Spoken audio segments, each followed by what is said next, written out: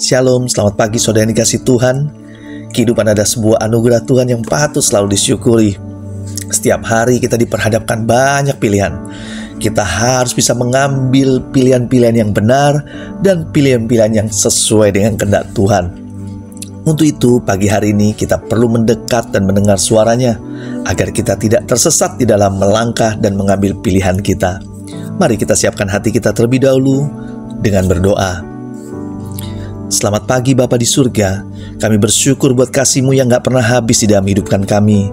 Kami bersyukur buat hari yang baru, berkat Tuhan yang baru yang Tuhan siapkan untuk setiap kami. Pagi hari ini kami rindu dan haus akan kebenaran-Mu. Berikan kami hikmat-Mu dan pengertian-Mu ya Tuhan. Kami siap mendengar dan siap diberkati. Di dalam nama Yesus kami berdoa. Haleluya. Amin. Tema renungan kita hari ini adalah kemasan yang menarik. Diambil dari 1 Samuel 16 ayat 6-13. Beginilah firman Tuhan. Ketika mereka itu masuk dan Samuel melihat Eliab, lalu pikirnya, sungguh di hadapan Tuhan sekarang berdiri yang diurapinya. Tetapi berfirmanlah Tuhan kepada Samuel, janganlah pandang parasnya atau perawakan yang tinggi, sebab aku telah menolaknya. Bukan yang dilihat manusia yang dilihat Allah. Manusia melihat apa yang di depan mata, tetapi Tuhan melihat hati. Lalu Isai memanggil Abinadab dan menyuruhnya lewat di depan Samuel. Tetapi Samuel berkata, orang ini pun tidak dipilih Tuhan. Kemudian Isai menyuruh Syama lewat, tetapi Samuel berkata, orang ini pun tidak dipilih Tuhan. Demikianlah Isai menyuruh ke-7 anaknya lewat di depan Samuel. Tetapi Samuel berkata kepada Isai, semuanya ini tidak dipilih Tuhan. Lalu Samuel berkata kepada Isai, inikah anakmu semua? Jawabnya, masih tinggal yang bungsu, tetapi sedang menggembalakan kambing domba. Kata Samuel kepada Isai, suruhlah memanggil dia, sebab kita tidak akan duduk makan sebelum ia datang kemari. Kemudian disuruhnyalah menjemput dia. Ia kemerah-merahan, matanya indah dan parasnya elok. Lalu Tuhan berfirman, bangkitlah, urapilah dia, sebab inilah dia. Samuel mengambil tabung tanduk yang berisi minyak itu dan mengurapi Daud di tengah-tengah saudaranya. Sejak hari itu dan seterusnya berkuasalah roh Tuhan atas Daud.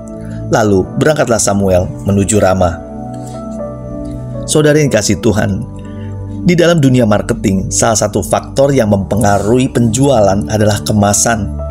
Kemasan itu berbicara soal tampilan luar yang bisa mempengaruhi. Survei membuktikan kemasan berpengaruh sangat besar dalam penjualan. Sebab ternyata banyak orang yang membeli sebuah produk lebih karena kemasannya bagus. Jadi tak heran kalau misalnya permen tidak hanya beraneka rasa dan bentuknya, tapi juga beraneka ragam kemasannya. Kita sering terjebak dengan kemasan yang bagus, tapi isinya biasa saja. Kemasan bicara tampilan luarnya. Tetapi bukankah yang seharusnya lebih penting adalah tampilan dalamnya atau kualitas isinya? Saudara yang dikasihi Tuhan, hal ini pula yang terjadi pada Samuel ketika bertandang ke rumah Isai. Ia datang diperintahkan Tuhan untuk mengurapi seorang raja baru. Wajar jika ia berpikir bahwa orang yang akan dipilih Tuhan adalah orang berperawakan tinggi dan kuat, berwajah dengan penuh kewibawaan. Itu sebabnya ia langsung kepincut ketika melihat Eliab, seorang anak Isai yang berpenampilan meyakinkan menjadi seorang raja. Namun, apa yang Tuhan pilih ternyata tidak seperti apa yang dilihat Samuel. Samuel boleh saja melihat tampak yang baik, tampak yang pantas, tampak yang cocok. Tetapi Tuhan tidak memilih berdasarkan apa yang dilihat, tapi Tuhan memilih berdasarkan hati.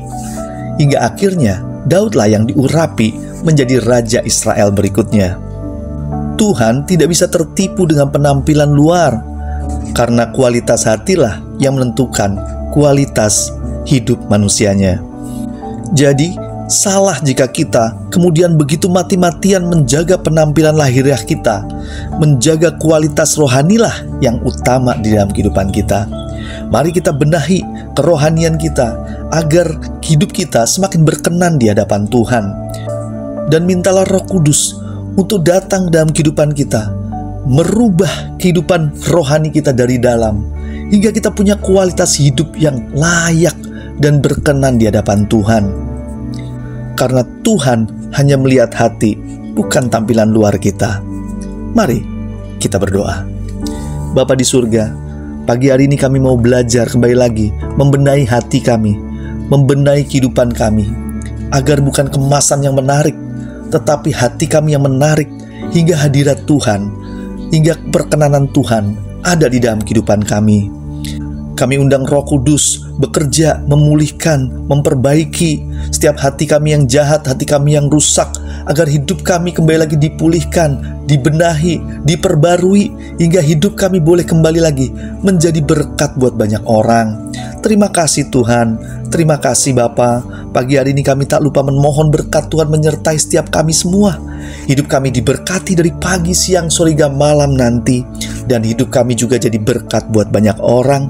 Di dalam nama Yesus kami berdoa dan mengucap syukur. Haleluya. Amin. Selamat beraktivitas. Tuhan Yesus memberkati.